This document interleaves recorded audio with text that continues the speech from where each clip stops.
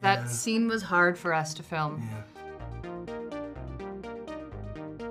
You died in my arms. And if you let me, I could prove it to you. It was a long day, and it was a long couple days. Long couple days. We were trying to figure it out. And it was the first time that she starts to remember. I went with my friends. I think the emotionality in that scene took me by surprise because I didn't prep it that way. Playing off of Tyler's performance evoked that in me. It was at the ice rink. Honestly, I got major chills when you were talking about it just now, because that scene really means probably the most to me out of this movie. I think it was the most fun and challenging for me to film. You know, I really loved taking Scott to that place of just utter sort of emotional torment and just reliving this moment of this person dying in his arms, but also looking at her and trying to convince her, like, dude, sorry, I keep calling you dude. It's okay.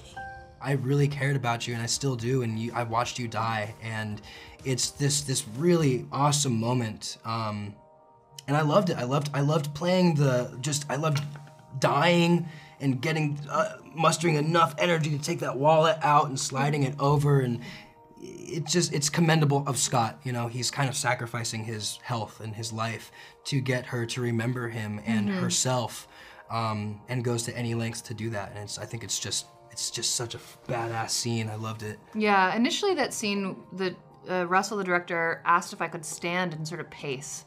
And I remember thinking it didn't feel right because she was, like, it needed to feel much more grounded and connected, and I really wanted to feel Tyler and her energy in that moment. And that was the first time I told you that I loved you.